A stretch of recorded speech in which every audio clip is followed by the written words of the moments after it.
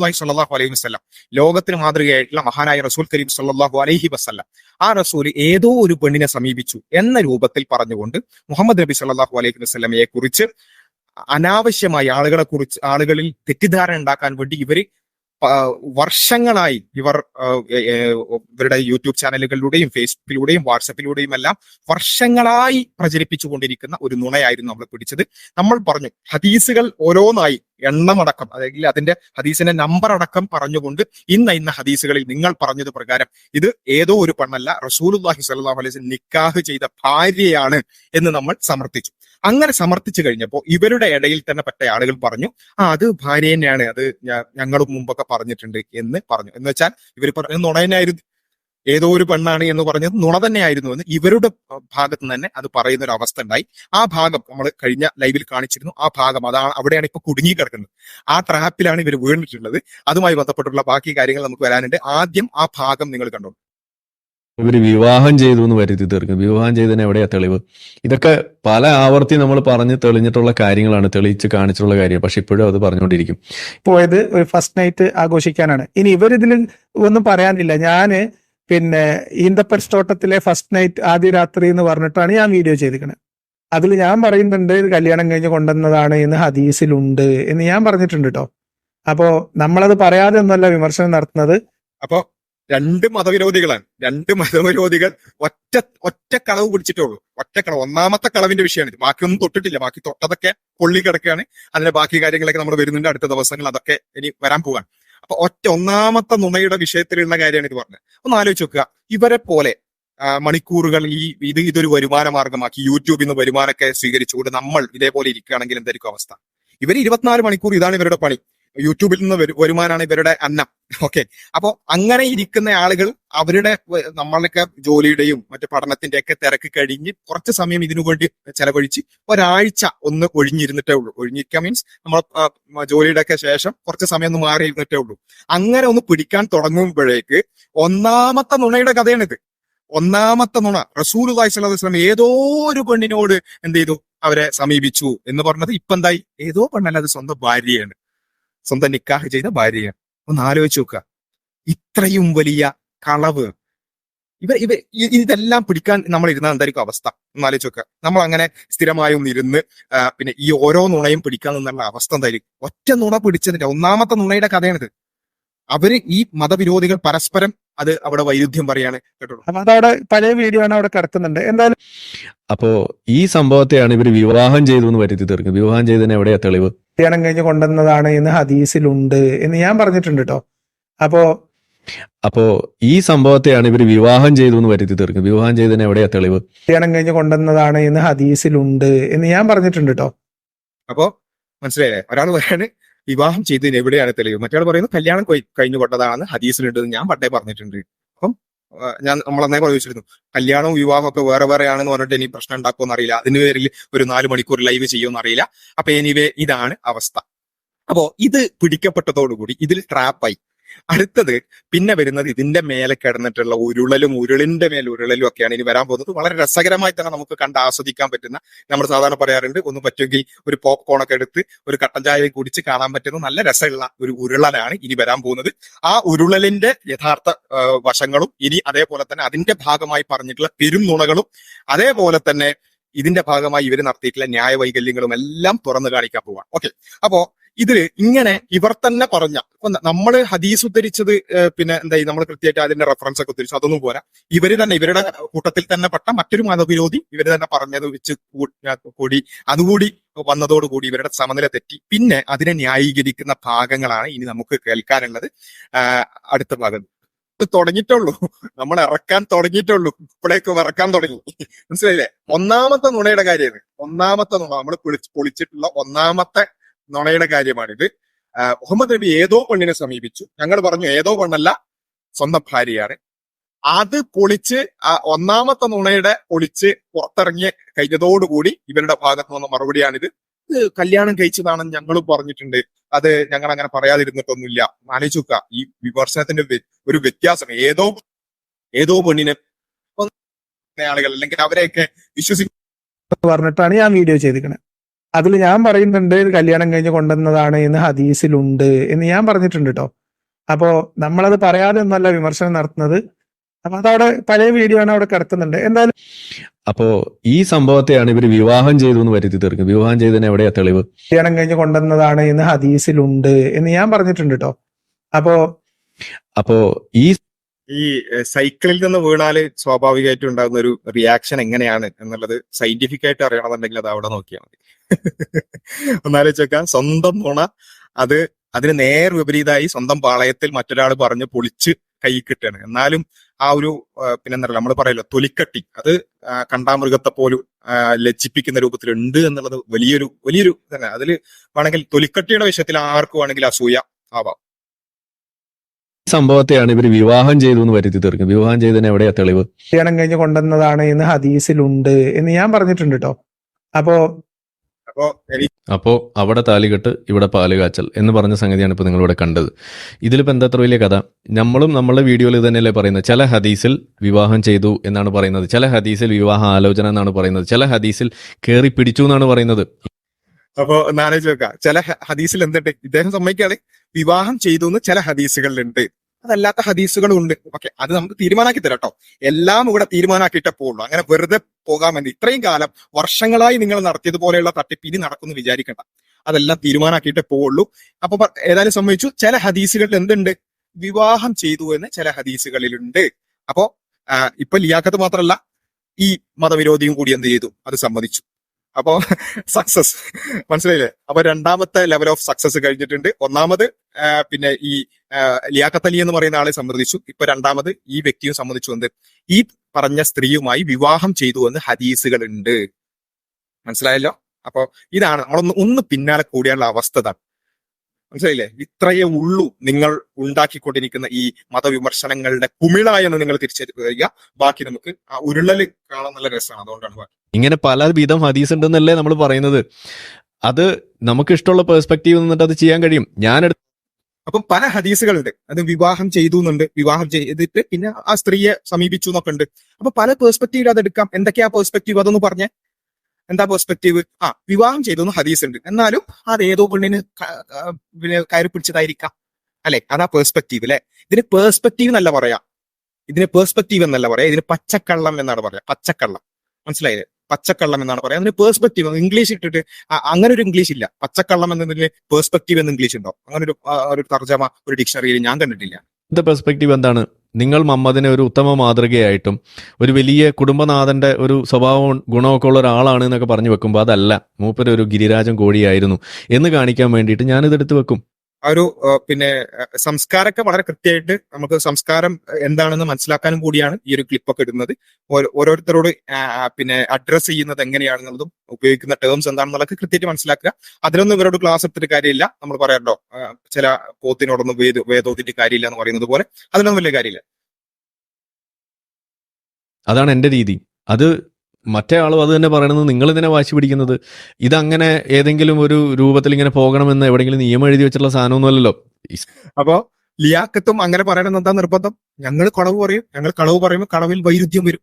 അതിൽ ഒരേപോലെ കളവ് പറയണമെന്ന് എന്താ നിർബന്ധമുള്ളത്? അത് ശരിയാ, ആ പറഞ്ഞതൊരു പോയിന്റാണ്, അത് ഞാൻ അംഗീകരിക്കുന്നു. കളവ് പറയുമ്പോൾ വൈരുദ്ധ്യമില്ലാതെ പറയണം നിർബന്ധമില്ല. കളവ് പറയുമ്പോൾ തോന്നിയതുപോലെ പറയാം, പക്ഷെ തെളിവ് സഹിതം പറയുമ്പോൾ അതങ്ങനെയല്ല. തെളിവ് സഹിതം പറയുമ്പോൾ കൃത്യമായിരിക്കും. അതാണ് ഞങ്ങൾ പറഞ്ഞത്. കൃത്യമായി ആ സ്ത്രീ ആരാണ്, സ്ത്രീയെ വിവാഹം ചെയ്ത് എപ്പോഴാണ്, ആ കാര്യങ്ങളെല്ലാം നമ്മൾ തെളിവ് സഹിതം പറഞ്ഞു. ഇപ്പം പറയാണ് അത് അങ്ങനെ തന്നെ പറയണം എന്താ നിർബന്ധം? ആയിക്കോട്ടെ, ശരി. ഇസ്ലാമിനെ വിമർശിക്കാൻ പല ആംഗിൾ ഉണ്ട്. നിങ്ങൾക്ക് ആദ്യം അതിന്റെ മൂട്ടിൽ പല ആംഗിൾ അല്ല, പല കളവുകളുണ്ട്. വെട്ടാം, നടുക്ക് വെട്ടാം, എവിടെ വേണേലും വെട്ടാം. ഞാൻ വെട്ടുന്നത് അതിന്റെ മൂട്ടിലാണ്. കാരണം മുഹമ്മദിനെ നിങ്ങൾ സ്ഥാപിക്കുന്നത് ഉത്തമ മാതൃക എന്ന് പറഞ്ഞാവുമ്പോൾ എൻ്റെ വെട്ട് അത് ഉത്തമ മാതൃകയാണോ എന്ന ചോദ്യം വെച്ചുകൊണ്ട് തന്നെയാണ്. അത് നമ്മളവിടെ വെക്കുമ്പോൾ അതിൽ ആദ്യത്തെ ഉദാഹരണം എന്ന് പറയുന്നത് ഇമാതിരിയുള്ള കുൽസിതങ്ങൾ തന്നെയാണ് നമ്മൾ എടുത്തു വെക്കുക. അത് ഇനിയും എടുത്തു വെക്കും. അതിൽ ലിയാഖത്ത് പറഞ്ഞതിൻ്റെ കാര്യമൊന്നും അന്വേഷിച്ച് പോകേണ്ട ബാധ്യത എനിക്കില്ല. കാരണം അപ്പോ അയാൾ പറഞ്ഞു പോകാന്ന് വെച്ചാൽ ഞങ്ങൾ പലതും പറയും. ഞങ്ങള് തോന്നിയ ഇഷ്ടമുള്ളത് പോലെ എന്ത് ചെയ്യും, പലതും പറയും. ഞങ്ങളെ സംബന്ധിച്ചിടത്തോളം ഇന്ന ഹദീസിലുണ്ടോ, ഇന്ന തെളിവുകളുണ്ടോ, ഇന്ന തെളിവുകൾ ഞങ്ങൾക്ക് എതിരാകും, ഇതൊന്നും ഞങ്ങളെ സംബന്ധിച്ചിടത്തോളം ബാധകമല്ല. ഞങ്ങൾ തോന്നിയതുപോലെ പറയും. മറ്റേ ചങ്ങായി അവിടെ നിന്നിട്ട് വേറെ നുണ പറയും. അപ്പൊ ആ നുണകളൊക്കെ നോക്കിയിട്ട് അതിനനുസരിച്ച് നുണ പറയാൻ ഞങ്ങൾക്ക് കഴിയില്ല. ആ ചങ്ങാതി അദ്ദേഹത്തിന്റെ വരുമാനത്തിന് വേണ്ടി അയാളുടെ ചാനലിൽ നുണ പറയുന്നു, ഞാൻ എന്റെ ചാനലിൽ നുണ പറയുന്നു. ആ നുണകൾ പരസ്പരം ഒരേപോലെ ആകണമെന്ന് നിർബന്ധം പിടിക്കാൻ പറ്റില്ല. ഇത് എല്ലാവരും മനസ്സിലാക്കണം, ഈ കേൾക്കുന്ന എല്ലാവരും മനസ്സിലാക്കുക. നുണകൾ ഒരേപോലെ ആകണമെന്ന് നമ്മൾ പിടിക്കാൻ പാടില്ല. അത് അവരുടെ ഇഷ്ടത്തിന്, ഓരോ നുണകൾ പറയുന്ന ആളുകളും അവരുടെ പേഴ്സ്പെക്റ്റീവിനാണ്, പേഴ്സ്പെക്റ്റീവിലാണ് നുണ പറയാം. ആയിക്കോട്ടെ. നമ്മൾ എടുക്കുന്നത് 3 പേരും എടുക്കുന്നത് എല്ലാം ഒരേ സോഴ്സിൽ നിന്ന് തന്നെയാണ്, അത് ഹദീസിൽ നിന്ന് തന്നെയാണ്. അത് 3 പേർക്കുള്ള സാധനം അതിനകത്ത് നിന്ന് കിട്ടും. നിങ്ങൾക്ക് ആവശ്യമുള്ള 3 പേർക്കുള്ള സാധനം അതിൽ നിന്ന് തന്നെ കിട്ടും. എന്ന് വെച്ചാൽ എന്താ, വിവാഹം ചെയ്തു എന്നുണ്ട്, സമീപിച്ചു എന്നുണ്ട്, അപ്പൊ എന്തും കിട്ടും. മനസ്സിലായില്ലേ? ഒന്ന് ആലോചിച്ച് നോക്കുക. ഞാൻ ആലോചിക്കുന്നത് എന്താ വെച്ചാൽ, ഇയാളുടെയൊക്കെ വീഡിയോ കണ്ട് ശരിയാണെന്ന് വിശ്വസിക്കുന്ന കുറച്ച് ആൾക്കാരുണ്ടാകുമല്ലോ, അവരുടെ ഒരു നിലവാരമാണ് ഞാൻ മനസ്സിലാക്കുന്നത്. എന്ന് വെച്ചാൽ ഒരു സ്ത്രീയെ സമീപിച്ചു എന്ന് ഉണ്ട്, ആ സ്ത്രീ ഭാര്യയാണെന്നും ഉണ്ട്. അപ്പൊ അത് 2 പേഴ്സ്പെക്റ്റീവിൽ മനസ്സിലായിക്കൂടെ? ഏതോ ഒരു സ്ത്രീയെ സ്വീകരിച്ചു എന്ന് മനസ്സിലായിക്കൂടെ, അതേപോലെ സ്വന്തം ഭാര്യയുടെ സമീപിച്ചു എന്ന് മനസ്സിലായിക്കൂടെ. എന്തൊരു പേഴ്സ്പെക്റ്റീവ് അല്ലെ, വല്ലാത്തൊരു പേഴ്സ്പെക്റ്റീവ് തന്നെ. അപ്പൊ ഇത് കേൾക്കുന്ന, ഇതിൽ വിശ്വസിക്കുന്ന ആളുകളുടെ കോമൺ സെൻസിനെ കുറിച്ചാണ് എനിക്ക് വലിയ കൺസേൺ ഉള്ളത്. അല്ലാതെ ഇവരോടൊന്നും പറഞ്ഞിട്ട് കാര്യമില്ല എന്ന് എനിക്കറിയാം. പക്ഷെ ആ കേട്ട് വിശ്വസിക്കുന്ന ആളുകളുടെ ഭൗതിക നിലവാരത്തിൽ വലിയ സംശയം എടുക്കുന്നു, നമ്മൾ ഈ 3 എടുക്കുന്നു, അത്ര വ്യത്യാസമുള്ളൂ. ഓക്കെ, ചിലപ്പം വരുമായിരിക്കും. ഒന്ന് വിവാഹമാണ്, മറ്റേത് കല്യാണമാണെന്നൊക്കെ വരുമെന്ന് കുറച്ചൊന്നും അറിയാം. ഇവർ രണ്ടുപേരും കൂടെ ഒന്ന് കണക്ട് ചെയ്ത് കൊടുത്താൽ ഓല തന്നെ സംസാരിച്ചൊന്ന് തീരുമാനാക്കിയല്ലേ ആശയാണ്. എളുപ്പമായിരിക്കും. അങ്ങനെയെങ്കിൽ ഞങ്ങൾ തമ്മിലുള്ള അന്തർധാര ഒന്ന് സജീവമാകാൻ സാധിക്കുമെങ്കിൽ അതെങ്കിലും നടക്കട്ടെ. മനസ്സിലായില്ലേ? അപ്പം ഇദ്ദേഹം അറ്റ്ലാസ്റ്റ് ഈ ഒരു വിഷയത്തിൽ ഇദ്ദേഹത്തിന്റെ മറുപടി എന്താ? കല്യാണം കഴിച്ചു എന്നും ഹദീസുണ്ട്, പിന്നെ സമീപിച്ചു എന്നും ഹദീസുണ്ട്. അപ്പൊ ഞങ്ങൾക്ക് വേണ്ടത് ഞാൻ എടുക്കും, എനിക്ക് വേണ്ട പെർസ്പെക്റ്റീവ് ഞാൻ എടുക്കും. അതെന്താണ്? ഏതോ പെണ്ണിനെ സമീപിച്ചു എന്നാണ്. അപ്പോ ഇത് എന്താണ് ഇദ്ദേഹം ചെയ്തത് എന്നുള്ളത് ഞങ്ങൾ പറയുന്നില്ല. ഞങ്ങൾ പറഞ്ഞാൽ ഇദ്ദേഹത്തിന് ഭയങ്കര വിഷമമുണ്ട്, ഭയങ്കര ഫ്രസ്ട്രേറ്റഡ് ആകുന്നുണ്ട്. ഇടയ്ക്കൊക്കെ ഭയങ്കര രൂപത്തിലുള്ള തെറികളും അതുപോലെ തന്നെ അനാവശ്യ പദപ്രയോഗങ്ങളൊക്കെ വിളിക്കണം. അപ്പൊ ഞങ്ങൾ പറയുന്നില്ല. നമുക്ക് എന്ത് ചെയ്യാം? സാറിനോട് ചോദിക്കാം. ഓക്കെ, സാറിനോട് ചോദിക്കാം എന്താണ് ഈ ചങ്ങായി ഇപ്പൊ ചെയ്തത്, ഓക്കെ ഇദ്ദേഹം ഇപ്പൊ ചെയ്തത് എന്താണെന്ന് സാറിനോട് ചോദിക്കാം. സാറ് പറയട്ടെ. സാറ് പറയുമ്പോ പിന്നെ അതിൽ വേറെ അപ്പീലുകളൊന്നും ഉണ്ടാവാറില്ല പൊതുവെ. നമുക്ക് സാറിനോട് ചോദിക്കാം. കാണുമ്പോൾ നിങ്ങൾക്ക് ആവശ്യമുള്ള നല്ലത് മാത്രം എടുത്തിട്ട് ആ വൃക്ഷത്തെ പുകഴ്ത്തുകയാണ്. പക്ഷേ മുരടിച്ച ചെറികളുണ്ടാകാം, പഴുക്കാത്തവയുണ്ടാകാം, ചതഞ്ഞതുണ്ടാവാം, പുഴുത്തതുണ്ടാകാം, അതൊക്കെ ആയിരിക്കും കൂടുതൽ. പക്ഷെ നിങ്ങൾ നല്ലത് മാത്രം എടുത്ത് വെച്ചിട്ട് ചെറി പിക്കിങ്, പലരുടെയും ആർഗ്യുമെന്റിലും പഠനങ്ങളിലും ഈ ചെറി പിക്കിങ് ആയിരിക്കും. അത് ശ്രദ്ധിക്കണം. അത് കപടശാസ്ത്രങ്ങളുടെ അടിസ്ഥാന, ഒരു ഉദാഹരണമായിട്ട് ഒരു ഈവൻ ഒരു സെന്റൻസിൽ പോലും അവർ ചെറിയ പിക്ക് ചെയ്ത് കളയും. അച്ഛൻ ഇന്നലെ ചന്തയിൽ പോയി ഒരു പട്ടിയെ വാങ്ങിച്ചു എന്നുള്ള ഒരു സെന്റൻസിൽ നിന്ന് അച്ഛനെടുക്കും.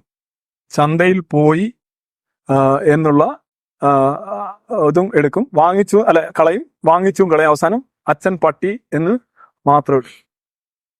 അപ്പോ ആരിഫ് എന്താ ചെയ്തതെന്നുള്ളത് വളരെ സിമ്പിൾ ലോജിക്കിൽ പറഞ്ഞു തന്നിട്ടുണ്ട്. അപ്പോ മൂപ്പർക്ക് വേണ്ടത് മാത്രം എടുത്തിട്ട് അച്ഛൻ ചന്തയിൽ പട്ടിയുടെ കൂടെ പോയിന്നോ അങ്ങനെ എന്തെങ്കിലും ഉള്ളതിൽ ബാക്കിയുള്ളതൊക്കെ ഒഴിവാക്കി അച്ഛൻ പട്ടി എന്ന് എടുത്താൽ അങ്ങനെ ഉണ്ടാവും. അതാണ് ഈ ചങ്ങായി ഇപ്പൊ ചെയ്തത്. മനസ്സിലായില്ലേ? ഇദ്ദേഹത്തിന് വേണ്ടെന്ന് വെച്ചാൽ ഒരു സ്ത്രീയെ സമീപിച്ചുകൊണ്ട് ബാക്കിയുള്ള കാര്യങ്ങളൊക്കെ ഒരു ഭാഗത്തുണ്ട്. ആ സ്ത്രീ ഭാര്യയാണെന്നുണ്ട്, ആ സ്ത്രീയെ കല്യാണം കഴിച്ചുന്നുണ്ട്, അതൊക്കെ മാറ്റി വെച്ച് ആ ഭാര്യയാണ് കല്യാണം കഴിച്ചു എന്നൊക്കെ മാറ്റി വെച്ചിട്ട് ഏതോ ഒരു പെണ്ണിനെ സമീപിച്ചു അല്ലെ. ഇതിനാണ് ചെറിയ പിക്കിംഗ് എന്ന് പറയാം. അപ്പൊ അത് ക്ലാസ് എടുത്ത് തരാണ്, സാറ് ക്ലാസ് എടുത്ത് തരുമ്പോൾ അത് ശ്രദ്ധിക്കണം. ബാക്കിയെല്ലാം കളയും. ഇതേ കണക്ക് ഒരു സെന്റൻസ് പോലും ഇതിന്റെ ഡേറ്റയുടെ കാര്യം പറയേണ്ടതില്ല. അതിനൊരു ഉദാഹരണമാണ് വാക്സിനുമായിട്ട് സംബന്ധിച്ച് എന്നുള്ള ഏറ്റവും വലിയൊരു ഉദാഹരണമാണ് നമ്മുടെ ന്യൂസിലാൻഡ് കണ്ടിട്ടുള്ള ഗോൾഡ്മാനും മില്ലറുമായിട്ടുള്ള ഒരു ഗ്രാഫ്. അവരെന്താ ചെയ്തെന്ന് പറയുന്നത്, ഇവർ ഈ വാക്സിൻ റിലേറ്റഡ് ആയിട്ടുള്ള ഒരു പ്രശ്നമാണ് ഇൻഫന്റ് മോർട്ടാലിറ്റി എന്ന് പറയുന്ന സാധനം. അപ്പൊ ഇത് കപടശാസ്ത്ര വക്താക്കൾ എല്ലാവരും, ഇപ്പൊ വാക്സിൻ എതിർക്കുന്ന ആളുകൾ, അതുപോലെ തന്നെ പല വിഷയങ്ങളിലുള്ള ആളുകളൊക്കെ സ്ഥിരമായി ചെയ്തുകൊണ്ടിരിക്കുന്ന ഒരു കാര്യമാണ്. അവർക്ക് വേണ്ടത് മാത്രം എടുക്കുക, ബാക്കിയുള്ളതെല്ലാം പിന്നെ തള്ളിക്കളി. അതന്നെയാണ് ഇവിടെ ശരിക്കും ചെയ്തിട്ടുള്ളത്. ഇത് എല്ലാ സ്യൂഡോ സയൻസ് ആളുകളുടെയും ഒരു പൊതുവായിട്ടുള്ള ഒരു രീതിയാണ്. അവർക്ക് വേണ്ടത് മാത്രം എടുക്കുക, ബാക്കിയുള്ളതെല്ലാം തള്ളിക്കളിയുക. അതെന്താണ് എന്നുള്ളതാണ് ഇവിടെ സാറ് പറഞ്ഞു തന്നിട്ടുള്ളത്. സാറ് തന്നെ കുറച്ചുകൂടി വിശദമായിട്ട് വിശദീകരിക്കുന്ന മറ്റൊരു ഭാഗം നമുക്ക് കേൾക്കാം. ഉടഞ്ഞത് പോയി, ഞണങ്ങിയത് പോയി, പുഴുക്കുത്തുള്ളത് പോയി, അല്ലാത്തത് പോയി, അളിഞ്ഞത് പോയി, എല്ലാം മാറ്റിയിട്ട് ഏറ്റവും നല്ലത് മാത്രം എടുത്തു വെച്ചിട്ട് നമ്മൾ പറയാണ് ഇതാണ് എൻ്റെ മുറ്റത്ത് വിരിയുന്ന, ഇതിനാണ് ചെറി പിക്കിംഗ് എന്ന് പറയുന്നത്. നമ്മളൊരു വലിയ പുസ്തകം എടുത്തിട്ട് അതിൻ്റെ 330 പേജിലെ 2ാം ഖണ്ഡികയിലെ 5 വരി എടുത്തിട്ട് പറയാണ് ഈ പുസ്തകത്തിന്റെ മുഴുവൻ ഇതാണ് എന്ന് പറയും. പുസ്തകടക്ക് പറഞ്ഞു. അപ്പം ഒരു വലിയൊരു പുസ്തകത്തിൽ അതിലെ ഒരു ഭാഗം മാത്രം എടുത്തിട്ട് ഇതാണ് എന്ന് പറയും. അത് തന്നെയാണ് ഇപ്പൊ ചെയ്തിട്ടുള്ളത് അല്ലെ. മൊത്തത്തിൽ ഒരു വലിയ ഒരു സംഭവം ഉണ്ട്. ആ സംഭവത്തിൽ അത് ഭാര്യയാണ്, നിക്കാഹ് ചെയ്തിട്ടുണ്ട്, മറ്റു കാര്യങ്ങളൊക്കെ ഉണ്ട്. അതൊക്കെ മാറ്റി വെച്ചിട്ട് ഇവിടെ സമീപിച്ചു. അത് മാത്രമേ ഞങ്ങൾ എടുക്കുള്ളൂ. ഞങ്ങളുടെ പേഴ്സ്പെക്റ്റീവ് അതാണ്, അല്ലെ? അപ്പൊ ഇതിനെയാണ് സാറ് പറഞ്ഞത് cherry picking. Okay, logical fallacy എന്ന് പറഞ്ഞ സംഭവം ഉണ്ട്. എന്ന് വെച്ചാൽ ന്യായ വൈകല്യങ്ങൾ, അതിന്റെ ക്ലാസ്സുകളാണ് എടുത്തു തരുന്നത്. അപ്പൊ ചെറി പിക്കിംഗ് എന്നുള്ളതാണ് നിങ്ങൾ യു ഹാവ് സക്സസ്ഫുള്ളി എന്ത് ചെയ്തിട്ടുണ്ട്, ഒരു ചെറി പിക്കിംഗ് ഫാലസി കമ്മിറ്റ് ചെയ്തിട്ടുണ്ട്. മനസ്സിലായല്ലേ? ഞാൻ സ്ഥിരം പറയുന്ന ഒരു ഉദാഹരണം, ഇപ്പോൾ യൂണിവേഴ്സിറ്റി കോളേജിലാണ് ഞാൻ പഠിപ്പിക്കുന്നത്. അവിടെ നിന്ന് ഞാൻ പെൺകുട്ടികൾ ഒരു 100 പെൺകുട്ടികളെ വിളിച്ചുകൊണ്ട് വന്നിട്ട്, അല്ലെ പോട്ടെ, ആ 100 പെൺകുട്ടികളാവണ്ട, കമ്മലിട്ട അതും പോട്ടെ, അതും ശരിയാവത്തില്ല. പൊക്കം, ഞാൻ സ്ഥിരം പറയുന്ന പൊക്കമാണ്. ഞാൻ 6 അടി പൊക്കമുള്ള ഞങ്ങളുടെ ബാസ്കറ്റ്ബോൾ ടീമിലുള്ള ആളുകളെല്ലാം കൂടെ എടുത്തുകൊണ്ട്, വോളിബോൾ ടീം, ബാസ്കറ്റ്ബോൾ ടീമിലൊക്കെ ഉള്ള ആളുകളെ വെച്ചുകൊണ്ട് അപ്പുറത്തെ ചന്ദ്രശേഖർ നായർ സ്റ്റേഡിയത്തിൽ കൊണ്ടുവച്ചൊരു ഫോട്ടോ എടുക്കുന്നു. എന്നിട്ട് യൂണിവേഴ്സിറ്റി കോളേജിൽ 100 പിള്ളേർ ഇങ്ങനെ നിൽക്കുകയാണ്. ആരാണ്ട് കണ്ടിട്ട് ചോദിക്കുകയാണ്, ഇവരെല്ലാം നല്ല പൊക്കം, യൂണിവേഴ്സിറ്റി കോളേജിലെ കുട്ടികളൊക്കെ ഭയങ്കര പൊക്കമാണല്ലേ. ഞാൻ ആ 3200 കുട്ടികളിൽ നിന്ന് 6 അടി പൊക്കമുള്ളവരെ മാത്രം സെലക്ട് ചെയ്തിട്ട് ഒരു ഫോട്ടോ ആണ് എടുത്തിരിക്കുന്നത്. ചെറി പിക്ക് ചെയ്യാണ്, നല്ല ചെറികൾ മാത്രം എടുക്കുകയാണ്. എന്നിട്ട് ഈ ഫോട്ടോ വെച്ച് കഴിഞ്ഞാൽ ഇത് യൂണിവേഴ്സിറ്റി കോളേജിനെ സംബന്ധിച്ചുള്ള സാമാന്യമായ ഒരു പ്രസ്താവന അല്ല. ഇത് actually I have done A cherry picking. Representative character ഇല്ല. കാരണം ബാക്കിയുള്ളവരൊക്കെ വളരെ പൊക്കമില്ലാത്ത ആളുകൾ ഉണ്ടാവും അതിനകത്ത്. ഞാൻ അവരെ ആരെയും എടുത്തിട്ടില്ല, ഞാൻ പൊക്കമുള്ളവരെ മാത്രമേ എടുത്തിട്ടുള്ളൂ. ഇതൊരു ന്യായ വൈകല്യമാണ്. It is known as cherry picking. അപ്പോൾ ഇതാണ് ന്യായവലിക. നമുക്ക് വേണ്ടത് മാത്രം എടുക്കുക, ബാക്കിയുള്ളത് ഒഴിവാക്കുക. ഇതാണ് ഇപ്പോൾ ചെയ്തിട്ടുള്ളത്. ഇനി ഞാൻ ഇത് പറഞ്ഞാലും ഇങ്ങനെയൊക്കെ സാറിന്റെ അടുത്ത് വെച്ചിട്ട് ക്ലാസ് എടുത്താലും ചില ആളുകൾക്ക് മനസ്സിലാവില്ല. അവർക്ക് മനസ്സിലാവുന്ന രൂപത്തിൽ കാര്യം എന്ത് ചെയ്യണം, പറഞ്ഞു കൊടുക്കണം. ഓക്കെ, എന്നാ പിന്നെ ആയിക്കോട്ടെ. അങ്ങനെ തന്നെ ഓരോരുത്തർക്കും മനസ്സിലാകുന്ന ഭാഷയിലും മനസ്സിലാകുന്ന രൂപത്തിലും ക്ലാസ് എടുത്തു കൊടുക്കണം എന്നുള്ളതാണ് അതിന്റെ ഒരു രീതി എന്ന് പറയുന്നത്. അപ്പൊ നമുക്ക് എന്ത് ചെയ്യാം, ആ ഒരു കാര്യം കൂടി നോക്കാം. എങ്ങനെയാണ് ഇവർ ഈ ഒരു ഫാലസി കമ്മിറ്റ് ചെയ്യുന്നത് എന്നുള്ളത് നോക്കാം. ഇവിടെ അപ്പൊ ഇവിടെ നമുക്ക് ഒരു ഉദാഹരണം പറയാം. ഇദ്ദേഹത്തിന് മനസ്സിലാകാൻ വേണ്ടി ആ നിലക്കൊരു ഉദാഹരണം പറഞ്ഞാണ് നല്ലതെന്ന് തോന്നാം. പിന്നെ നമ്മളുടെ കയ്യിൽ നമ്മളൊരു പിന്നെ ഈ ആരിഫ് എന്ന് പറയുന്ന ഈ മതവിരുദ്ധൻ, അദ്ദേഹത്തിന്റെ 2 ചാറ്റിന്റെ സ്ക്രീൻഷോട്ട് നമ്മുടെ കയ്യിലുണ്ട്. ഇദ്ദേഹം ഇപ്പോൾ ചെയ്തുകൊണ്ടിരിക്കുന്നത് എന്താണ് എന്ന് മനസ്സിലാകാൻ വേണ്ടിയിട്ടാണ് പറയുന്നത്. 2 ചാറ്റിന്റെ സ്ക്രീൻഷോട്ട് ഉണ്ട്. അതിൽ പിന്നെ 2010 ഇദ്ദേഹം നടത്തിയിട്ടുള്ള ചാറ്റിന്റെ സ്ക്രീൻഷോട്ട് ശരിക്കും മനസ്സിലാകാൻ വേണ്ടി പറയണം. ഇദ്ദേഹം ഇപ്പൊ എന്താ ചെയ്തുകൊണ്ടിരിക്കുന്നത് കൃത്യമായിട്ട് മനസ്സിലാക്കി തരാം. 2010 ഇദ്ദേഹം ഒരു സ്ത്രീയോട്, എക്സ് എന്ന് പറയുന്ന ഒരു സ്ത്രീയോട് എന്ത് ചെയ്തിട്ടുണ്ട്, ഹായ് ഡിയർ കിസ് മീ എന്ന് പറഞ്ഞിട്ടൊരു മെസ്സേജ് അയച്ചിട്ടുണ്ട്. ഹായ് ഡിയർ കിസ് മീ, എനിക്ക് ഉമ്മ തരൂ എന്ന് പറഞ്ഞിട്ട് മെസ്സേജ് അയച്ചിട്ടുണ്ട്. 2013 മറ്റൊരു സ്ത്രീയുമായി, ഓക്കെ, വുമൺ വൈയുമായി, വൈ എന്ന് പേരുള്ള ഒരു സ്ത്രീയുമായി ഗിവ് മീ എ കിസ് എന്ന് പറഞ്ഞിട്ട് ഒരു പിന്നെ മെസ്സേജ് അയച്ചിട്ടുണ്ട്. ഇതിന്റെ സ്ക്രീൻഷോട്ട് നമ്മുടെ കയ്യിൽ, ഈ 2 സ്ക്രീൻഷോട്ട് നമ്മുടെ കയ്യിൽ. എന്നിട്ട് ഒന്ന് ആലോചിച്ചോ, ഒരു 2050 ആകുമ്പോൾ പിന്നെ നമ്മൾ പറയാണ്, പണ്ട് ഒരു ആരിഫ് എന്ന് പറയുന്ന ഒരു വ്യക്തി ജീവിച്ചിരുന്നു. ചങ്ങായി ഇങ്ങനെ യൂട്യൂബിലൂടെ ഒക്കെ വരുമാനമൊക്കെ ഉണ്ടാക്കി ആണ് ജീവിച്ചിരുന്നത്. അയാൾ ഒരു ഞരമ്പ് രോഗിയായിരുന്നു. ഞരമ്പ് രോഗിയാണെന്നുള്ളതിന് തെളിവ് എന്താ, അദ്ദേഹം 2010 എക്സ് എന്ന് പറയുന്ന ഒരു സ്ത്രീക്ക് ഈ രൂപത്തിൽ മെസ്സേജ് അയച്ചിട്ടുണ്ട്. 2013 വൈ എന്ന് പറയുന്ന സ്ത്രീക്ക് ഇങ്ങനെയും മെസ്സേജ് അയച്ചിട്ടുണ്ട്. ഇങ്ങനെ കണ്ട സ്ത്രീകളോടൊക്കെ ഇങ്ങനെ മെസ്സേജ് അയച്ച് ചേർക്കുന്ന ഒരു ഞരമ്പ് രോഗിയാണ് ഇദ്ദേഹം എന്ന് നമ്മൾ പറയാം. ഓക്കെ, അത് ഒരു ആരോപണമാണ്. അത് വേണമെങ്കിൽ എടുക്കാതിരിക്കാൻ ഒക്കെ ചെയ്യാം. ഇനി നമ്മൾ എന്ത് ചെയ്യുന്നു, ഈ കാര്യത്തിന്റെ ഹോളിസ്റ്റിക് പിക്ചർ എടുക്കുക. ഇത് നമ്മൾ ചെറി പിക്ക് ചെയ്ത 2 സ്ക്രീൻഷോട്ടുകളാണ്. പിന്നെ നമ്മൾ എല്ലാ രേഖകളും പരിശോധിച്ച് നോക്കും. ഈ ചങ്ങാതി ഒരു ഞരമ്പ് രോഗി തന്നെയാണോ എന്നുള്ളത് പരിശോധിക്കാൻ വേണ്ടി നമ്മൾ മൊത്തത്തിൽ രേഖകൾ പരിശോധിച്ചപ്പോഴാണ് നമുക്ക് മനസ്സിലാകുന്നത്, ഈ എക്സ് എന്ന് പറയുന്ന സ്ത്രീയുമായി 2009 ഇദ്ദേഹം വിവാഹം കഴിച്ചിരുന്നു. അപ്പൊ 2009 വിവാഹം ചെയ്ത എക്സിനോടാണ് ഇദ്ദേഹം എന്ത് ചെയ്തിട്ടുള്ളത്, ഇങ്ങനെ പിന്നെ ചാറ്റ് ചെയ്തിട്ടുള്ളത്. ഓക്കെ, ആ എക്സ് എന്ത് ചെയ്തിട്ടുണ്ട്, ഇദ്ദേഹത്തെ 2011 ആയപ്പോൾ ഇദ്ദേഹത്തെ ഇട്ടേച്ച് പോയി. ഓക്കെ, ഇദ്ദേഹത്തെ ഇട്ടേച്ച് പോയി, അങ്ങനെ ഡൈവോഴ്സ് ആയി. അങ്ങനെ 2011 ഇവർ ഡിവോഴ്സ് ആയതിന്റെ സർട്ടിഫിക്കറ്റ് നമ്മുടെ കയ്യിലുണ്ട്. എന്ന് വെച്ചാൽ 2009 വിവാഹം ചെയ്ത സ്ത്രീയോട് എന്ത് ചെയ്തു, 2010 ചാറ്റ് ചെയ്തു, 2011 അത് ഡിവോഴ്സ് ആയി. 2012 ഇദ്ദേഹം വേറൊരു വിവാഹം കഴിച്ചു, വൈ എന്ന് പറയുന്ന ആളുമായി വിവാഹം ചെയ്തു. ആ വൈയോട് ചാറ്റ് ചെയ്താണ് 2013 സ്ക്രീൻഷോട്ട്. എന്ന് വെച്ചാൽ ഇദ്ദേഹം 2010 2013 ചാറ്റ് ചെയ്തത്, ഇങ്ങനെ ചാറ്റ് ചെയ്തിട്ടുള്ളത് സ്വന്തം ഭാര്യയോട് ആയിരുന്നു. ആ സമയത്ത് 2010 അദ്ദേഹത്തിന്റെ ഭാര്യയായിരുന്നു എക്സ്, 2013 അദ്ദേഹത്തിന്റെ ഭാര്യയായിരുന്നു പിന്നെ വൈ എന്ന് പറയുന്നത്. അപ്പോ ഇത് നമുക്ക് ഈ മൊത്തം കാര്യങ്ങൾ എടുത്താൽ എന്താ മനസ്സിലാവുക, ഇദ്ദേഹം ഞരമ്പ് രോഗിയാണെന്നാണോ, അല്ല അദ്ദേഹത്തിന്റെ ഭാര്യയോട് അദ്ദേഹം ചാറ്റ് ചെയ്തു എന്നാണോ, എന്താ മനസ്സിലാവുക? ഇദ്ദേഹത്തിന്റെ ഭാഷയിൽ എന്താ, എന്റെ പേഴ്സ്പെക്റ്റീവിൽ ഞാൻ എടുക്കുമ്പോൾ ഇദ്ദേഹം ഒരു ഞരമ്പ് രോഗിയാണ്. കാരണം അതാ, ഞാൻ ഈ 2010 2013 സ്ക്രീൻഷോട്ട് മാത്രമേ എടുക്കുള്ളൂ. അതല്ലാതെ കല്യാണം കഴിഞ്ഞു ഡിവോഴ്സ് ചെയ്തു അതൊന്നും എനിക്കറിയേണ്ട, ഭാര്യ ഇട്ടേച്ചു പോയി അതൊന്നും എനിക്കറിയേണ്ട. മറിച്ച് എനിക്ക് എന്ത് എടുക്കൊണ്ടുള്ള എന്റെ പെർസ്പെക്ടീവിൽ ഈ 2 സ്ക്രീൻഷോട്ട് എടുക്കുള്ളൂ. അതുകൊണ്ട് ഇദ്ദേഹം നരമ്പ് രോഗി തന്നെയാണ്. ഓക്കെ, കുഴപ്പമില്ലല്ലോ. പെർസ്പെക്ടീവ് അല്ലേ, കുഴപ്പമില്ലല്ലോ. യഥാർത്ഥത്തിൽ ഇദ്ദേഹം ഇത് തന്നെയല്ലേ ചെയ്തത്? ഒന്ന് ആലോചിച്ച് നോക്കുക. ഈ മൊത്തം എല്ലാ രേഖകളും പരിശോധിച്ച് നോക്കിയാൽ ഇത് വളരെ കൃത്യമാണ്. ഇതിൽ നിന്നും ഈ 2 സ്ക്രീൻഷോട്ടുകൾ മാത്രം ചെറി പിക്ക് ചെയ്താൽ ആരിഫ് ഒരു ഞരമ്പ് രോഗിയാണെന്ന് വരും. അത് ശരിയല്ല. കാരണം അതിന്റെ മൊത്തം പിക്ചർ എടുത്ത് നോക്കിയാൽ ആരിഫ് ആദ്യം ഒരു പെണ്ണിനെ കല്യാണം കഴിച്ചിട്ടുണ്ട്, പിന്നെ ചാറ്റ് ചെയ്തിട്ടുണ്ട്, പിന്നെ ആ പെണ്ണ് ഇട്ടേച്ച് പോയിട്ടുണ്ട്, ഡിവോഴ്സ് ചെയ്തിട്ടുണ്ട്, വേറൊരു പെണ്ണിനെ കല്യാണം കഴിച്ചിട്ടുണ്ട്, പിന്നെ ചാറ്റ് ചെയ്തിട്ടുണ്ട്. 2 ചാറ്റും ഭാര്യയോടാണ്. ഈ ഭാര്യയോട് എന്നുള്ളത് മാറ്റി വെച്ചാൽ ഞരമ്പ് രോഗിയായി. ഇത് നിങ്ങളുടെ ഭാഷയിൽ നിങ്ങൾക്ക് മനസ്സിലാവുന്ന രൂപത്തിൽ പറഞ്ഞാൽ, ഇങ്ങനെ പറഞ്ഞാലേ മനസ്സിലാവുള്ളൂ എന്ന് വെച്ചാൽ എന്ത് ചെയ്യാനാ? നിങ്ങളുടെ ഭാഷയിലാണ് നിങ്ങളോട് പറഞ്ഞു തരുന്നത്. ഇത് ഞരമ്പ് രോഗത്തിന്റെ തെളിവല്ല, ഇത് മൊത്തം പരിഗണിക്കണം. എല്ലാം പരിഗണിച്ചാലേ നമുക്ക് എന്ത് ചെയ്യുള്ളൂ, ഇത് മനസ്സിലാവുള്ളൂ. ഇതേപോലെയാണ് ഇവർ എന്ത് ചെയ്തിട്ടുള്ളത്, ഈ വിമർശനവുമായി ബന്ധപ്പെട്ടുകൊണ്ട് ഹദീസിനെ കൊണ്ടുവന്നു. ഇവർ കൊണ്ടുവന്ന ഹദീസ് എന്താ?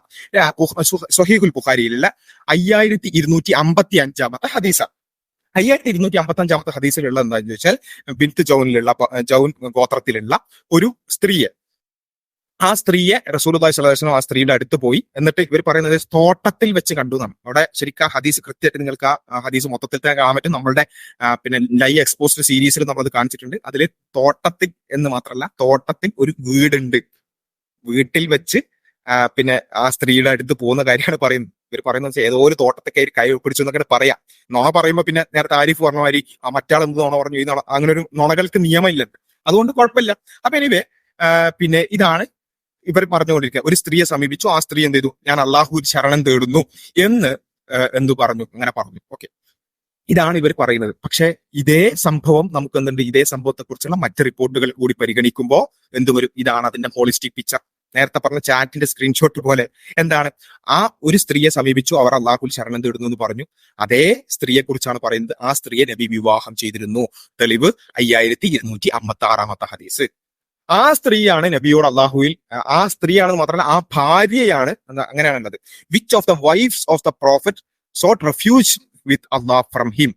ആ ഭാര്യയാണ് റസൂലിനെ തൊട്ട് അള്ളാഹുവിൽ ശരണം തേടിയത്. ഇനി ആ പിന്നെ എന്തുകൊണ്ട് അങ്ങനെ ശരണം തേടി, അതൊരു ചോദ്യമാണ് അല്ലെ, ചില ആൾക്കാരൊക്കെ ചോദ്യം അതാ. അപ്പോ ആ ചോദ്യത്തിനുള്ള മറുപടി അടക്കാണ് എന്ത് ചെയ്തിട്ടുള്ളത് 5637 ഹദീസിലുള്ളത്. ആ സ്ത്രീക്ക് ഇത് പ്രവാചകൻ സല്ലല്ലാഹു അലൈഹി വസല്ലം ആണ് എന്ന് അറിയില്ലായിരുന്നു. അങ്ങനെ അറിയാത്തത് കൊണ്ടാണ് പിന്നെ അവരത് ഖേദിച്ചു. ഞാൻ ഒരു വലിയൊരു അവസരമാണല്ലോ, ഒരു പിന്നെ പ്രവാചകന്റെ ഭാര്യയാകാനുള്ള ഒരു അവസരമാണല്ലോ എനിക്ക് പോയത് എന്ന് മനസ്സിലാക്കിയാൽ അവർ ഖേദിച്ചു. ഇതാണ് മൊത്തം ചിത്രം. അപ്പം ഒരു സ്ത്രീയെ വിവാഹം ചെയ്തു, ആ സ്ത്രീക്ക് അതിൽ താല്പര്യമില്ലായിരുന്നു. അവരെ ചില ആളുകളൊക്കെ തെറ്റിദ്ധരിപ്പിക്കായിരുന്നു, റസൂലിനെ കുറിച്ച് തെറ്റിദ്ധാരണകൾ ഉണ്ടായിരുന്നു.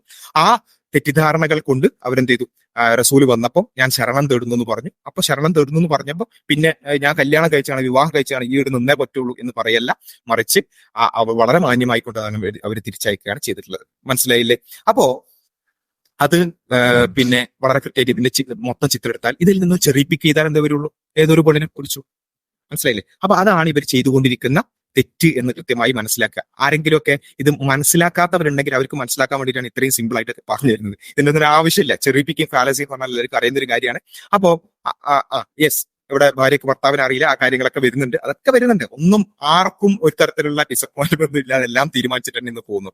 അപ്പൊ ഇനി നമ്മൾ പറയുന്ന ഇതുമായി ബന്ധപ്പെട്ടുകൊണ്ടുള്ള അടുത്ത ചില ഇതിനോട് മറുപടി ആയിക്കൊണ്ട് പല ആളുകളും അവിടുന്ന് ഇവിടുന്നൊക്കെ പറഞ്ഞ കാര്യങ്ങൾക്കൊക്കെ മൊത്തത്തിൽ പറയാനുള്ളത്. ഇതിൽ ചില ആളുകൾ പറയുന്നത് ഒരു ഹദീസിലുള്ളത് ഉമൈമ ബിൻത്ത് ഷറാഹി എന്നാണ്, വേറൊരു ഹദീസിലുള്ളത് ബിൻത്ത് ജൂനിയ എന്നാണ്, വേറെ ഹദീസിലുള്ളത് അൽജൗൻ എന്നാണ്. അപ്പൊ ഇതെന്താണ്, ഇത് വേറെ വേറെ പെണ്ണുങ്ങളായിരിക്കൂലേ? ഒന്നാമത് ജസ്റ്റ് ആ ഹദീസ് വായിച്ചു നോക്കിയാൽ മതി, ഒരേ സംഭവത്തെ കുറിച്ചാണ് പറയുന്നത്. ഇനി ഈ സ്ത്രീയുടെ പേരെന്താണ്? ആ സ്ത്രീയുടെ പേര് ഉമൈമ ബിൻത്ത് നുഅ്മാൻ ഇബ്നു ഷറാഹിൽ അൽ ജൂനിയ എന്നാണ്. എന്ന് വെച്ചാൽ അതെന്തു പറയാം, ഉമൈമ ബിൻത്ത് നുഅ്മാൻ എന്ന് പ്രയോഗിക്കുന്നുണ്ട്, ഉമൈമ ബിൻത്ത് ഷറാഹിൽ ആ മറ്റേ പാപ്പയുടെ പേരുമായി ചേർത്തുകൊണ്ട് അറബിയിലുള്ള പ്രയോഗം തന്നെയാണ്, അങ്ങനെ ചെയ്യുന്നുണ്ട്. അതുപോലെ തന്നെ ബിൻത്ത് ജൂനിയ എന്ന് പ്രയോഗിക്കുന്നുണ്ട്, അൽജൗൻ എന്ന് പ്രയോഗിക്കുന്നുണ്ട്. എന്ന് വെച്ചാൽ അവരുടെ പിന്നെ ഗോത്രവുമായി ബന്ധപ്പെട്ടുകൊണ്ട് അൽജൗനിൽ നിന്നുള്ള ഒരു സ്ത്രീ, അതേപോലെ തന്നെ ബിൻത്ത് ജൂനിയ, നുഅ്മാന്റെ മകൾ ഉമൈമ, അതുപോലെ തന്നെ ബിൻത്ത് ഷറാഹിൽ എന്ന രൂപത്തിലെല്ലാം അതെല്ലാം ഒരേ ആളാണ്. ഈ ആളുടെ പേര് മൊത്തം വായിച്ച തീരുന്ന ഒരു പ്രശ്നമാണ്. അപ്പോ ഇത് ഒന്നും അറിയില്ല വെച്ചാല് നുണ പിടിക്കപ്പെട്ടു. അപ്പൊ പിന്നെ അങ്ങനെയല്ല ഇങ്ങനെയല്ല എന്ന് പറഞ്ഞ് പ്രയാസപ്പെട്ട് മുന്നോട്ട് പോകണം. അപ്പൊ അത്രേ ഉള്ളൂ. ഉമൈമ ബിൻത് നുഹ്മാൻ ഇബ്നു ഷറാഹിൽ അൽ ജുനിയ എന്നാണ് പേര്. അപ്പൊ അതിന് പിന്നെ ബിൻത് നുഹ്മാൻ എന്നും ഈ ബിൻത് ഷറാഹിൽ നിന്നും അതുപോലെ തന്നെ അൽ ജുനിയ എന്നും ഒക്കെ പ്രയോഗിക്കുന്നുണ്ട്. അപ്പൊ അതാണ് അതുമായിട്ട് ബന്ധപ്പെട്ടുള്ളത്. പിന്നെ ഈ വിഷയവുമായി ബന്ധപ്പെട്ടുകൊണ്ടുള്ള FAQs, ഫ്രീക്വന്റ്ലി ആസ്ക്ഡ് ക്വസ്റ്റ്യൻസ്, അതുകൂടി ഒന്ന് അഡ്രസ് ചെയ്യാണ്. ഇതുമായി ബന്ധപ്പെട്ടുകൊണ്ടുള്ള ബാക്കി കാര്യങ്ങളിലേക്ക് നമുക്ക് സംവാദവുമായി ബന്ധപ്പെട്ടുള്ള കാര്യങ്ങളിലേക്ക് അത് കഴിഞ്ഞിട്ട് കിടക്കാം. എന്ന് വെച്ചാൽ സമ്മതമില്ലാതെയാണോ വിവാഹം ചെയ്തത്? വിവാഹം ചെയ്യുന്നതിന് മുമ്പ് സ്ത്രീക്ക് അറിയില്ലായിരുന്നു. ഇവിടെ യഥാർത്ഥത്തിൽ ഇതുമായി ബന്ധപ്പെട്ടുള്ള തെളിവുകൾ നമ്മൾ പരിശോധിച്ച് നോക്കിയാൽ വളരെ കൃത്യമായിട്ട് നമുക്ക് കാണാൻ സാധിക്കും. ഇതില് എങ്ങനെയാണ് ഈ കല്യാണം നടക്കുന്നത്? അൽജവൻ ഗോത്രത്തിൽപ്പെട്ട ഉമാൻ അവരും അവരുടെ കുടുംബവുമെല്ലാം ഇസ്ലാമിലേക്ക് പുതുതായി കടന്നു വരികയായിരുന്നു ഇവർ. ഇങ്ങനെ പുതുതായി കടന്നു വന്നപ്പോ നുഅ്മാൻ ഇബ്നു ഷറാഹിൽ എന്ത് ചെയ്യാണ്? റസൂലുള്ളാഹി സ്വല്ലല്ലാഹു അലൈഹി വസല്ലമയെ പുതിയ മുസ്ലിങ്ങളാണ്, പുതുതായി അവർ ഇസ്ലാമിലേക്ക് കടന്നു വന്നിട്ടേ ഉള്ളൂ. അവർക്ക് ഇസ്ലാമിനെ കുറിച്ച് കൂടുതൽ അറിയില്ല. സ്വാഭാവികമായിട്ടും നുഅ്മാന് ഇസ്ലാം സ്വീകരിച്ചിട്ടുണ്ട്, കുടുംബവും അതിന്റെ കൂടെ സ്വീകരിച്ചാണ്. അവർക്ക് റസൂലിനെ കുറിച്ചോ കൂടുതലായിട്ടൊന്നും അറിയില്ല. അങ്ങനെ ഇസ്ലാമിലേക്ക് കടന്നു വന്ന ആ ഒരു കാലഘട്ടത്തിൽ തന്നെ എന്ത് ചെയ്യാണ്? നുഅ്മാൻ ഇബ്നു ജൗൻ എന്ത് ചെയ്യാണ്? റസൂലുള്ളാഹി സ്വല്ലല്ലാഹു അലൈഹി വസല്ലമയോട് ചോദിക്കുകയാണ്, അലാ ഉസവ്വിജുക അജ്മല അയ്യിമിൻ ഫിൽ അറബ്, അതായത് അറബികളിൽ വെച്ച് ഏറ്റവും സുന്ദരിയായ സ്ത്രീയെ, എന്റെ മകളെ നിങ്ങൾക്ക് വിവാഹം ചെയ്തു തരട്ടെ എന്ന് ചോദിക്കുകയാണ്. ഇത് ഇബ്നു സഅദിന്റെ തബക്കാത്തിലടക്കം ഇതിന്റെ മൊത്തം കാര്യങ്ങളുണ്ട്, അതിൽ നമുക്ക് കാണാൻ പറ്റും. റെഫറൻസ് വേണ്ടവർക്ക് വേണ്ടിയിട്ടാണ് പറഞ്ഞത് തബക്കാത്തിൽ. അപ്പൊ അങ്ങനെ പറയാം. അപ്പൊ ആ സമയത്താണ് എന്ത് ചെയ്തിട്ടുള്ളത്? റസൂലിന്റെ അടുത്തൊരു വിവാഹാലോചന വരികയാണ് സ്വന്തം പിതാവിന്റെ ഭാഗത്ത്. അപ്പൊ റസൂൽ അതിന് സമ്മതിച്ചു. നിക്കാഹ് കഴിഞ്ഞു. അങ്ങനെ നിക്കാഹ് കഴിഞ്ഞ് പിന്നെ അവരുമായി വീട് കൂടാൻ പോകുന്ന ആ ഒരു സന്ദർഭത്തിലാണ് എന്ത് ചെയ്തിട്ടുള്ളത്? റസൂലുള്ളാഹി സ്വല്ലല്ലാഹു അലൈഹി വസല്ലം ഇങ്ങനെ സമീപിക്കുന്നത്. അപ്പോ അവിടെ പിന്നെ നീ എനിക്ക് സമർപ്പിക്കൂ എന്ന് പറഞ്ഞില്ലേ? പിന്നെ ഇവരെ എനിക്ക് മനസ്സിലാകുന്നില്ല. ഇവരൊക്കെ കല്യാണം കഴിച്ചാൽ പിന്നെ അന്താക്ഷരി കളിക്കലാണോ? കല്യാണം കഴിച്ചാൽ അവിടെ ഒരു വിവാഹ ജീവിതം ഉണ്ടാവുക. അവിടെ നീ എനിക്ക് സമർപ്പിക്കൂ, ഞാൻ നിന്നെ ഇഷ്ടപ്പെടുന്നു, ഞാൻ നിനക്ക് സമർപ്പിക്കുന്നു, നീ എനിക്ക് സമർപ്പിക്കൂ, ഇതൊക്കെ സ്വാഭാവികമായിട്ടുണ്ടാവും. അല്ലാതെ അവിടെ കയറിയിട്ട് പിന്നെ ബെഡ്റൂമിൽ കയറി അന്താക്ഷരി കളിക്കലല്ലോ ചെയ്യുക.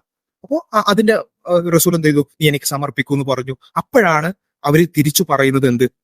എനിക്ക് താല്പര്യമില്ല എന്ന് ധ്വനിപ്പിക്കുന്ന രൂപത്തിൽ ഞാൻ നിങ്ങളോട് അള്ളാഹുവിൽ ശരണം തേടുന്നു എന്ന് പറയുന്നു. അപ്പൊ റസൂലിന് മനസ്സിലായി എന്ത്?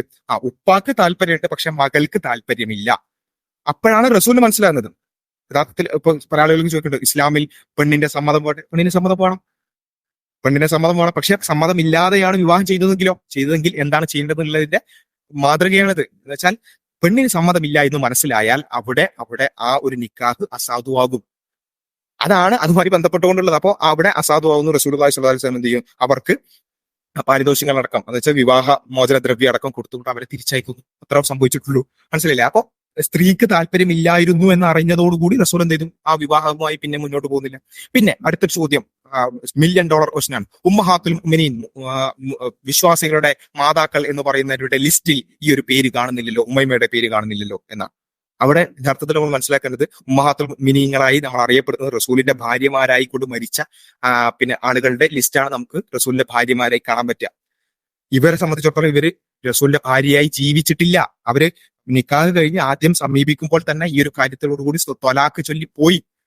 അങ്ങനെ പിന്നെ വിവാഹ ജീവിതത്തിലേക്ക് അവർ കടന്നിട്ടില്ല. നിക്കാഹ് മാത്രമാണ് കഴിഞ്ഞത്. വിവാഹ ജീവിതത്തിലേക്ക് കടന്ന് അതുമായി ബന്ധപ്പെട്ടുള്ള അവരുടെ വിവാഹ ജീവിതം മുന്നോട്ട് പോയിട്ടില്ല. ആദ്യ കാഴ്ചയിൽ തന്നെ അവർ ത്വലാഖ് നേടുകയാണ്. അപ്പൊ പിന്നെ അവരുടെ പേരെന്ത് ചെയ്യില്ല? ഉമ്മഹാത്തുൽ മുഅ്മിനീങ്ങളുടെ ലിസ്റ്റിൽ ഉണ്ടാവില്ല. പിന്നെ ഉള്ളത് ത്വലാഖിന് സ്റ്റെപ്പുകളില്ലേ? അതിവിടെ പാലിച്ചോ? എന്ന് വെച്ചാൽ ഇസ്ലാമിൽ ത്വലാഖിന് എന്തുണ്ട്? സ്റ്റെപ്പുകളുണ്ട്. അതെന്താന്ന് വെച്ചാൽ ആദ്യം പിന്നെ മാറി നിൽക്കണം, അതുപോലെ തന്നെ അവരെ ഉപദേശിക്കണം, കടത്തുറയിൽ നിന്ന് മാറി കിടക്കണം, അങ്ങനെയുള്ള ഒരുപാട് കാര്യങ്ങൾ. ഇതൊന്നും ഇവിടെ കാണുന്നില്ലല്ലോ എന്നുള്ളതാണ്. അവിടെയാണ് ഇസ്ലാമുമായി ബന്ധപ്പെട്ടുള്ള നിയമങ്ങളെ കുറിച്ചൊന്നും യാതൊരു ധാരണ ഇല്ലാന്നുണ്ടെങ്കിൽ അത് പഠിക്കാൻ ശ്രമിക്കുക എന്നാണ് പറയേണ്ടത്. ഞാൻ നേരത്തെ പറഞ്ഞത്, ഒരു സ്ത്രീക്ക് താല്പര്യമില്ല എന്ന് മനസ്സിലായാൽ അവിടെ നിക്കാഹ് അസാധുവാകും. അവിടെ പിന്നെന്തില്ല? തലാഖിന്റെ മറ്റ് സ്റ്റെപ്പുകളിൽ സ്ത്രീയുടെ താല്പര്യമാണ് ഏറ്റവും പ്രധാനം. മനസ്സിലായില്ലേ? അപ്പോ ഇനി വിവാഹാലോചനയുടെ സമയത്ത് തന്നെ അത് പ്രധാനമാണ്. വിവാഹ ആലോചന സമയത്ത് തന്നെ കന്യകയാണെങ്കിലും വിധവയാണെങ്കിലും അവരോട് ചോദിക്കണം. അവരുടെ സമ്മതം ഉണ്ടെങ്കിൽ മാത്രമേ വിവാഹം ചെയ്യാൻ പാടുള്ളൂ. ഇനി ആരെങ്കിലും സമ്മതമില്ലാതെ വിവാഹം ചെയ്താൽ നിക്കാഹ് കഴിഞ്ഞതിന് ശേഷം നമുക്ക് മനസ്സിലാവുകയാണ് അത് സമ്മതമില്ലാതെ ആയിരുന്നു എങ്കിൽ അത് ഓട്ടോമാറ്റിക്കലി എന്ത് ചെയ്യും? അത് അസാധുവാകും. അതുകൊണ്ട് തന്നെ ബാക്കി സ്റ്റെപ്പുകളുടെ ആവശ്യമില്ല, ബാക്കി കോംപ്ലിക്കേഷൻസ് അവിടെ ഇല്ല. അത് ഓട്ടോമാറ്റിക്കലി എന്ത് ചെയ്യും? അത് പിന്നെ വിവാഹമോചനത്തിലേക്ക് എത്തും. പിന്നെ ഇതുമായി ബന്ധപ്പെട്ടുള്ള തന്നെയാണ് നമുക്ക് പിന്നീട് മനസ്സിലാകുന്നത് അതിന്റെ തൊബക്കാത്തിലടക്കമുള്ള മറ്റ് വിവരണങ്ങളിൽ നിന്ന് എന്തുകൊണ്ട് അവര് റസൂലിനോട് ഇങ്ങനെ പെരുമാറി. ഞാൻ നേരത്തെ പറഞ്ഞ പോലെ അവരെ ചില ആളുകൾ തെറ്റിദ്ധരിപ്പിച്ചതായിരുന്നു. ആ തെറ്റിദ്ധാരണ മാറിയപ്പോ അല്ലെങ്കിൽ ഇത് റസൂലാണ് എന്ന് തിരിച്ചറിഞ്ഞതോടുകൂടി, അത് ഞാൻ നേരത്തെ പറഞ്ഞ 1637 ഹദീസിലുണ്ട്, ഇത് റസൂലാണ് എന്ന് തിരിച്ചറിഞ്ഞപ്പോ അവര് ഖേദിക്കുകയാണ്. ഞാൻ ഏറ്റവും നല്ലൊരു അവസരം കളഞ്ഞല്ലോ, റസൂലിന്റെ ഭാര്യയായി നിലനിൽക്കാനുള്ള അവസരം കളഞ്ഞല്ലോ എന്നുള്ള ഒരു ഖേദവും കൂടി അവർക്ക് കാണാൻ പറ്റും. ഇതാണ് അൾട്ടിമേറ്റ്ലി ഈ ഒരു സംഭവം എന്ന് പറയുന്നത്. മനസ്സിലായില്ലേ? അപ്പൊ ഇതിനെയാണ് ഇവർ എന്ത് ചെയ്തിട്ടുള്ളത്, ഒരു ഭാഗം മാത്രം എടുത്തിട്ട് ചെറിയിപ്പിക്കുന്നത്. അപ്പൊ എനിക്ക് ചോദിക്കാനുള്ളത്, എന്റെ ശബ്ദം കേൾക്കുന്ന സാധാരണക്കാരായിട്ടുള്ള ഇവരൊക്കെ പറയുന്നതിൽ എന്തൊക്കെ ശരിയുണ്ടോ എന്നൊക്കെ സംശയിച്ച് നിൽക്കുന്ന ആളുകളോടാണ് ചോദിക്കാനുള്ളത്. ഇത്രയും കൃത്യമായ ഒരു കാര്യത്തെ ഇതിനെല്ലാത്തിനും തെളിവുകൾ സഹിതമാണ് നമ്മൾ പറഞ്ഞിട്ടുള്ളത്. ഈ തെളിവുകളെല്ലാം ഉണ്ടായിരിക്കുകയല്ലേ ഇവർ ഈ പച്ചക്കള്ളം പറയുന്നത്? ഒന്ന് ആലോചിച്ച് വെക്കുക. നമ്മൾ ബാക്കി ഞങ്ങളോടുള്ള വെറുപ്പും ഞങ്ങളെ പല പേരുകൾ ഇപ്പൊ കമന്റിലൊക്കെ വിളിക്കുന്നുണ്ട്, അങ്ങനെ ഇങ്ങനെ ഒക്കെ വിളിച്ചോളൂ. പക്ഷെ ഒന്ന് ആലോചിച്ചു മതി, ഞങ്ങൾ വളരെ മോശക്കാരാണ്, ഞങ്ങൾ വളരെ മോശം ആളുകളാണ്, ഞങ്ങളുടെ മതം വളരെ മോശമാണ്, ഞങ്ങളുടെ പ്രവാചകൻ ഒക്കെ ആയിക്കോട്ടെ. പക്ഷെ നിങ്ങൾ ഒന്ന് ആലോചിക്കൂടെ, ഇത്രയൊക്കെ വലിയ കളവുകൾ നടത്താൻ ഒരു സാധാരണ മനുഷ്യന് സാധിക്കും? എന്തുമാത്രം വലിയ കളവുകളാണ്. ഒരു കല്യാണം കഴിച്ച ഭാര്യയെ സമീപിച്ച് അവരോട് പറഞ്ഞ ഒരു കാര്യത്തെയാണ് ഏതോ ഒരു പെണ്ണിനെ സമീപിച്ചു എന്നൊക്കെ പറഞ്ഞത്. എന്നാലോചിച്ച് നോക്കുക, ഇത്രയും വലിയ നുണ പറയുന്ന ആളുകളെ എങ്ങനെയാണ് നമ്മൾ വിശ്വസിക്കുക? എങ്ങനെയാണ് ഇവരുടെ സംസാരമൊക്കെ കേട്ട് പിന്നെ തെറ്റിദ്ധരിച്ചു എന്നൊക്കെ പറയുന്ന ആളുകളോടൊന്ന് ആലോചിച്ച് നോക്കുക, എന്താണ് നിങ്ങൾ ചെയ്യുന്നത്? അപ്പോൾ ഏതായാലും ഇതാണ് ഇതുമായി ബന്ധപ്പെട്ടുകൊണ്ടുള്ള ഒരു മൊത്തത്തിലുള്ള ഒരു കാര്യം. ഇവരുടെ നുണകൾ, പിന്നെ ഇതിനെ മേലെയും പറഞ്ഞ നുണകളെല്ലാം ഇവിടെ പൊളിഞ്ഞു കഴിഞ്ഞിട്ടുണ്ട്. ഇനി നിങ്ങൾ എന്ത് ചെയ്യണം, ഇത് കൃത്യമായി കൊണ്ട് തന്നെ ഈ കാര്യത്തെ ഇവരിപ്പോ പറയുന്ന വെച്ചാൽ അത് കല്യാണം കഴിഞ്ഞു ആയിക്കോട്ടെ, എന്താ കല്യാണം കഴിഞ്ഞാൽ പ്രശ്നമുണ്ട്, അത് ഭാര്യയാണ്, കല്യാണം കഴിച്ചിട്ടില്ലേ പ്രശ്നമുണ്ട്, അത് ഏതോ പെണ്ണാണ്. അപ്പോ നിങ്ങളെ സംബന്ധിച്ചിടത്തോളം വലിയ വിഷയമൊന്നും ഉണ്ടാവില്ല. നിങ്ങളെ സംബന്ധിച്ചിടത്തോളം ഭാര്യയും ഏതോ പെണ്ണും ഒക്കെ കണക്കായിരിക്കും. നിങ്ങളുടെ രോഗവീക്ഷണ പ്രകാരം അതിൽ കാര്യമായ പ്രശ്നങ്ങളൊന്നും ഉണ്ടാവില്ല. പക്ഷെ ഞങ്ങളെ സംബന്ധിച്ചിടത്തോളം അതിൽ പ്രശ്നമുണ്ട്. മനസ്സിലായില്ലേ? അതുകൊണ്ടാണ് ഞങ്ങൾ എന്ത് ചെയ്തിട്ടുള്ളത്, അത്